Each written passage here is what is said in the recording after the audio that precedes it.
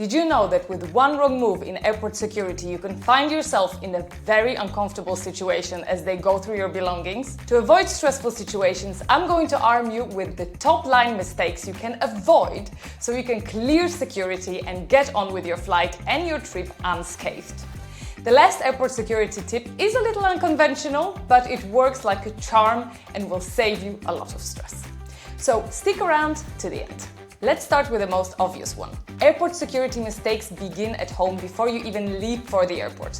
The most common line mistake you can make is to have liquids that don't comply with 3-1-1 liquid rule. I have my baggage with me, so I will show you exactly how to pack some of those things to avoid all of the mistakes. Now, liquid rules vary by country and they seem to be getting more flexible in some places, but in the US, they currently use the 3-1-1 liquid rule, which means that you need to use the containers that are 3.4 ounces or less, which is 100 milliliters or less, and they need to fit into 1 quart size bag or 1 liter for metric system. So this is one of the examples. As you can see, I have one of those bags that should fit 1 liter in total. This is not each container 1 liter. This is 1 liter in total. And all of my little packets like face cream, my foundation, my lip gloss, my skincare, all of them are below 100 milliliters. The next thing that's important to do before you even leave for the airport is to have your liquids properly separated and ready for the scanner. So what I do, I just keep it on top of my bag, and anytime I'm coming up to security, I just can take it out very quickly. This also means that you have to pack your liquids separately from the rest of your toiletries that aren't liquids. So if you're carrying makeup brushes or anything, you can easily pack it separately. Now, what about medication, you might ask? Always pack your prescription meds in your personal item bag just in case your carry-on suitcase needs to be checked. Remember as well, before many flights, you might need to take care of a visa. To make applications easier, we recommend you always check your travel requirements and apply through iVisa's website or app. But I will talk a little bit more about this later. Next is to pack your electronics for easy scanning. Make sure all your gadgets like laptop, tablet, e-reader, watch, headphones, power banks, and either Bluetooth devices like keyboards and mouse pads are easy to grab and toss in the tray. Security will tell you what needs to go through separately, and it varies by airport. So what I like to do is I just keep all of my chargers and big cables in a separate bag. So apart from throwing in the laptop and an iPad, I also put some of the bigger chargers on the scanner just to avoid any complications. Chargers like these might make scanning a little bit more difficult, so I always prefer to have them separately. Now, if you miss something, they will flag your bag and you will be stuck waiting while they will go through it to find the problematic item. Whatever you do, don't pack this stuff at the bottom of your bag unless you want everyone to see you dig through your undies to take it out. I learned this the hard way recently when my power bank caused a holdup. The security team was so swamped, so I had to wait 20 minutes for them to sort it out. Meanwhile, I was stuck holding my laptop and liquids in my arms in a crowded, chaotic line. Do not recommend. Next is not dressing to be prepared. Now, if you've traveled before, you already know that most security checkpoints make you take off your shoes and jacket when you pass through the security. So instead of trying to dress all fancy for the airport, just use comfy slip-on shoes and maybe layer with a jacket if you're cold.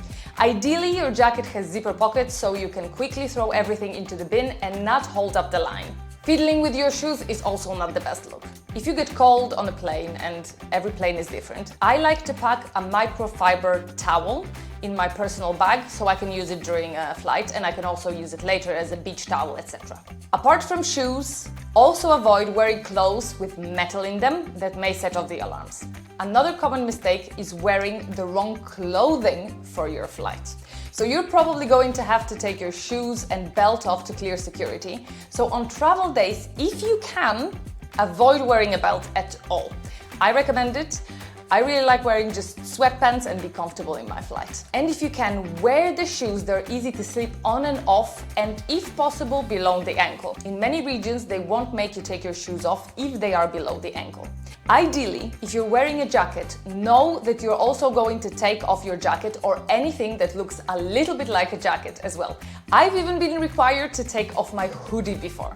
So now, this also presents an opportunity for you to be really smart about how you approach airport security, and that is to wear a jacket that has pockets into which you can put all of your valuables. Trust me, it will save you time and hassle. What is more, in my case, very often airport security makes me take my band off just in case I hit something in it. So if you can, avoid all sorts of scarves, headbands, etc. Moving on, the next airport security mistake is not giving yourself enough time.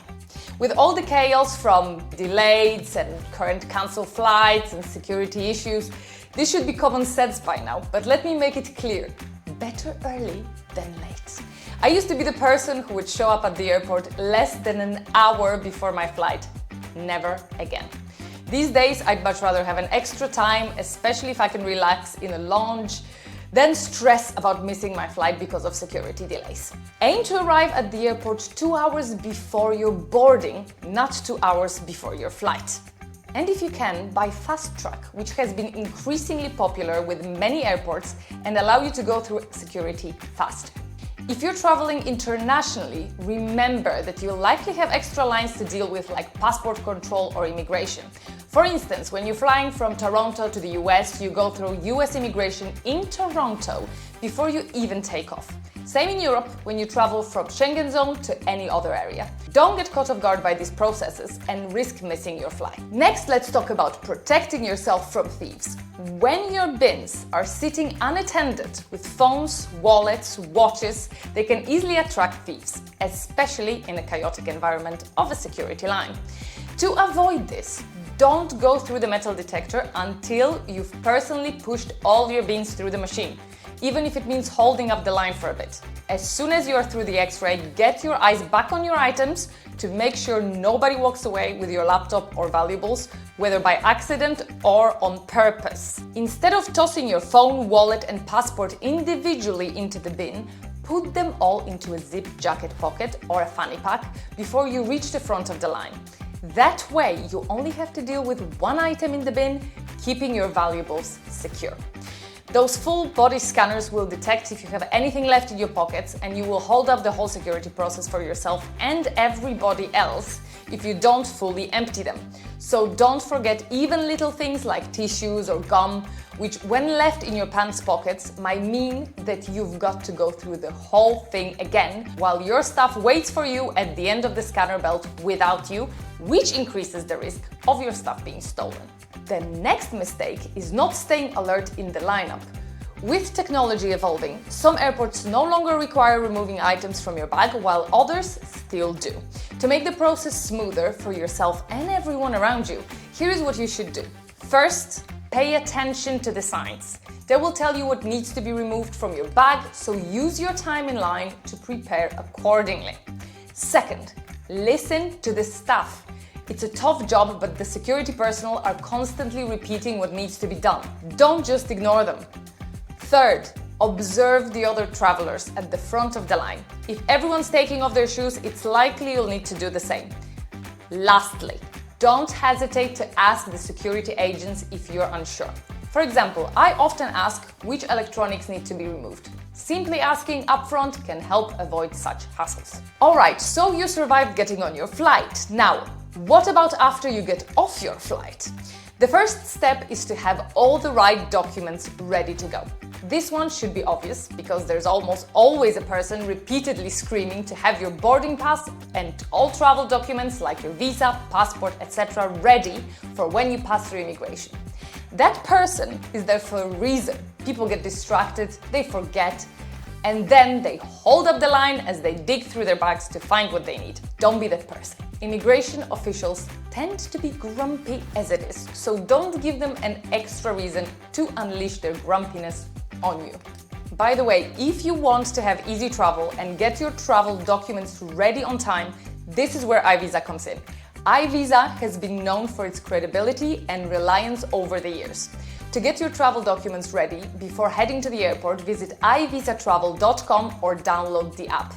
Fill out the form and pay the required fee. Our customer service will take it up from there and will email you all your travel documents before you go to the airport.